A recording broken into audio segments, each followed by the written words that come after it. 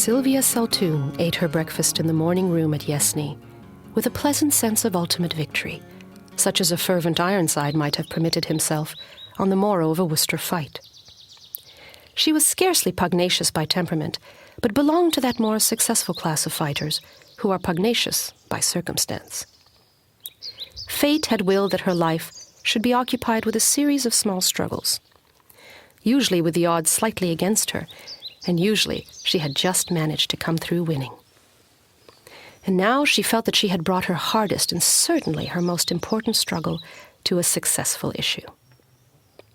To have married Mortimer Saltoun, dead Mortimer, as his more intimate enemies called him, in the teeth of the cold hostility of his family, and in spite of his unaffected indifference to women, was indeed an achievement that had needed some determination and adroitness to carry through.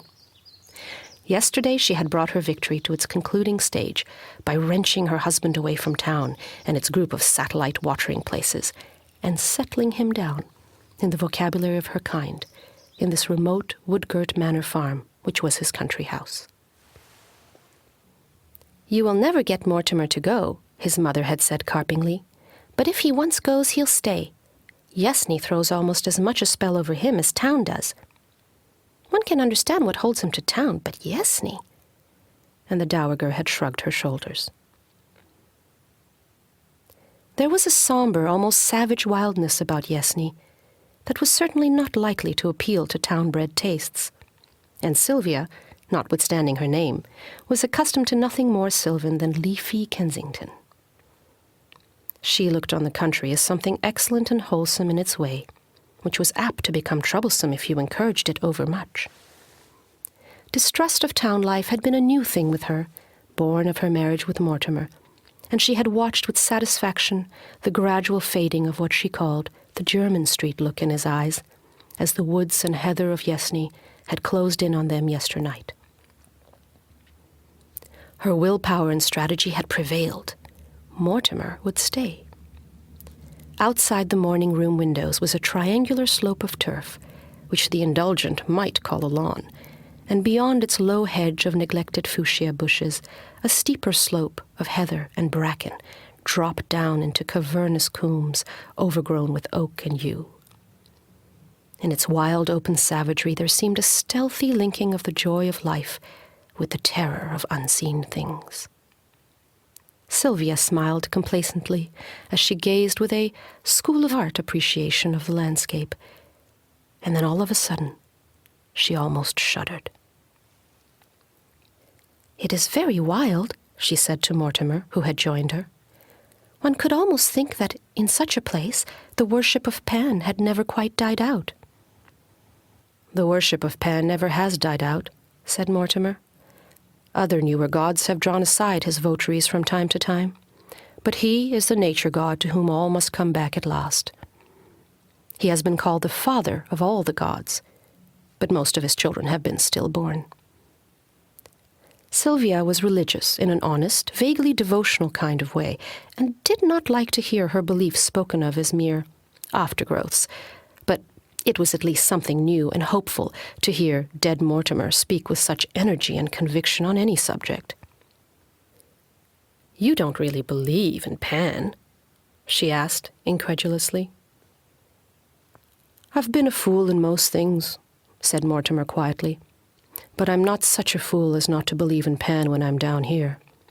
And if you're wise, you won't disbelieve in him too boastfully while you're in his country." It was not till a week later, when Sylvia had exhausted the attractions of the woodland walks round Yesney, that she ventured on a tour of inspection of the farm buildings. A farmyard suggested in her mind a scene of cheerful bustle, with churns and flails and smiling dairymaids, and teams of horses drinking knee-deep in duck-crowded ponds.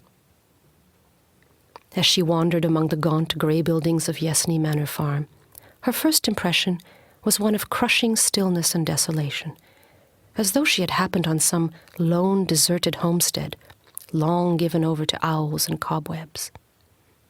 Then came a sense of furtive, watchful hostility, the same shadow of unseen things that seemed to lurk in the wooded combes and coppices. From behind heavy doors and shuttered windows came the restless stamp of hoof or rasp of chain halter, and at times a muffled bellow from some stalled beast.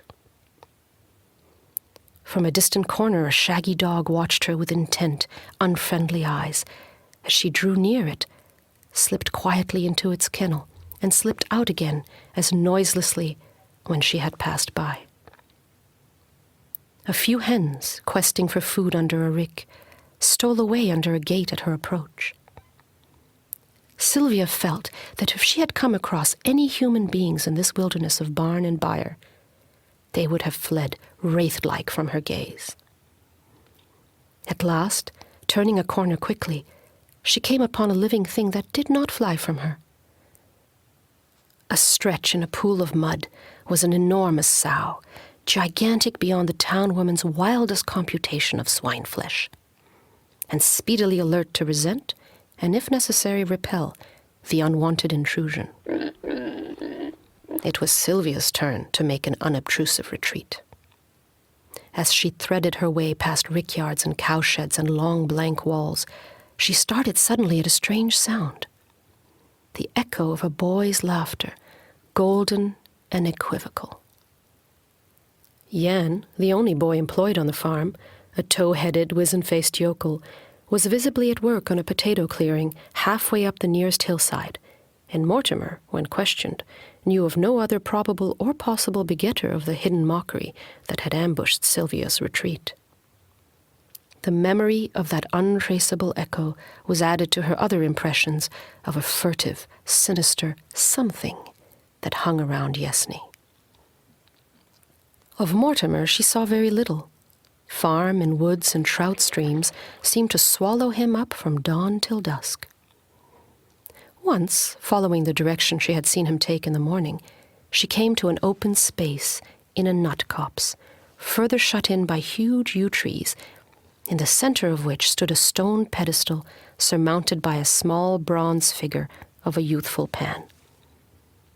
It was a beautiful piece of workmanship, but her attention was chiefly held by the fact that a newly cut bunch of grapes had been placed on an offering at its feet. Grapes were none too plentiful at the manor house, and Sylvia snatched the bunch angrily from the pedestal. Contemptuous annoyance dominated her thoughts as she strolled slowly homeward, and then gave way to a sharp feeling of something that was very near fright. Across a thick tangle of undergrowth, a boy's face was scowling at her, brown and beautiful, with unutterably evil eyes. It was a lonely pathway.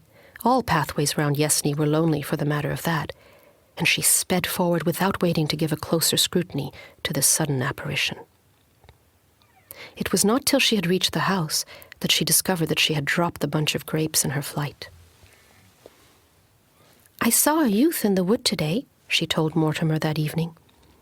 "Brown-faced and rather handsome, but a scoundrel to look at. A gypsy lad, I suppose." "A reasonable theory," said Mortimer, "only there aren't any gypsies in these parts at present." "Then who was he?" asked Sylvia, and as Mortimer appeared to have no theory of his own, she passed on to recount her finding of the votive offering. "I suppose it was your doing," she observed. "It's a harmless piece of lunacy, but people would think you dreadfully silly if they knew of it." "Did you meddle with it in any way?" asked Mortimer. I threw the grapes away. It seems so silly," said Sylvia, watching Mortimer's impassive face for a sign of annoyance. "I don't think you are wise to do that," he said reflectively. "I've heard it said that the wood gods are rather horrible to those who molest them." "Horrible perhaps to those that believe in them, but you see, I don't," retorted Sylvia. "All the same," said Mortimer in his even, dispassionate tone, "I should avoid the woods and orchards if I were you, and give a wide berth to the horned beasts on the farm." It was all nonsense, of course, but in that lonely wood-girt spot nonsense seemed able to rear a bastard brood of uneasiness. "Mortimer," said Sylvia suddenly, "I think we will go back to town sometime soon." Her victory had not been so complete as she had supposed. It had carried her on to ground that she was already anxious to quit. "I don't think you will ever go back to town," said Mortimer. He seemed to be paraphrasing his mother's prediction as to himself. Sylvia noted with dissatisfaction and some self-contempt that the course of her next afternoon's ramble took her instinctively clear of the network of woods. As to the horned cattle, Mortimer's warning was scarcely needed, for she had always regarded them as of doubtful neutrality at the best. Her imagination unsexed the most matronly dairy cows and turned them into bulls liable to see red at any moment.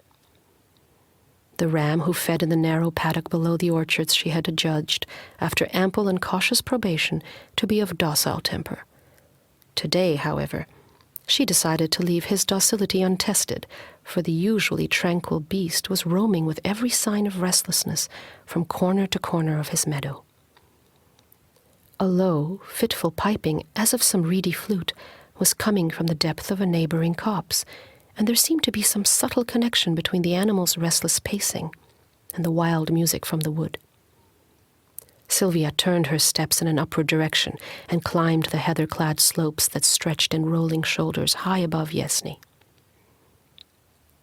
She had left the piping notes behind her, but across the wooded coombes at her feet, the wind brought her another kind of music, the straining bay of hounds in full chase. Yesney was just on the outskirts of the Devon and Somerset country, and the hunted deer sometimes came that way.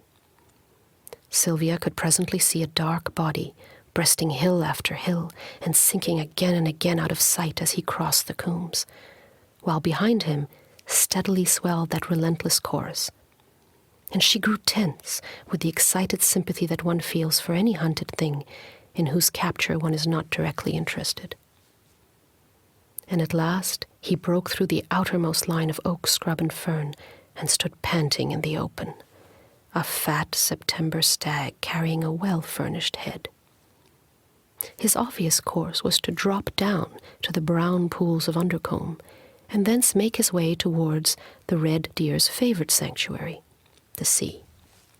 To Sylvia's surprise, however, he turned his head to the upland slope and came lumbering resolutely onward over the heather. "It will be dreadful," she thought. "The hounds will pull him down under my very eyes." But the music of the pack seemed to have died away for a moment, and in its place she heard again that wild piping, which rose now on this side, now on that, as though urging the failing stag to a final effort.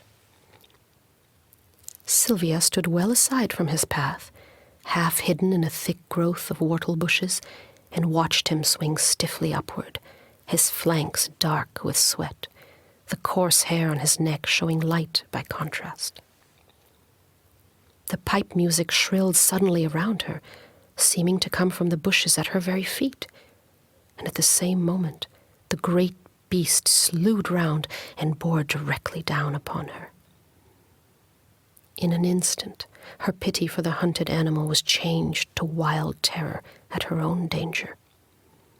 The thick heather roots mocked her scrambling efforts at flight, and she looked frantically downward for a glimpse of oncoming hounds.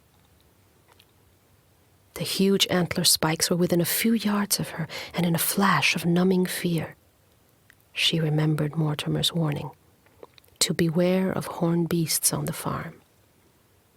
And then, with a quick throb of joy, she saw that she was not alone.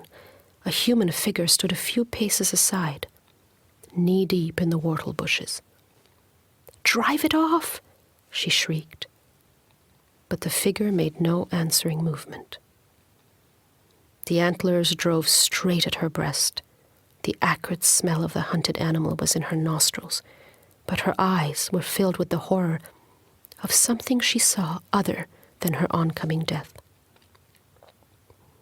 And in her ears rang the echo of a boy's laughter, golden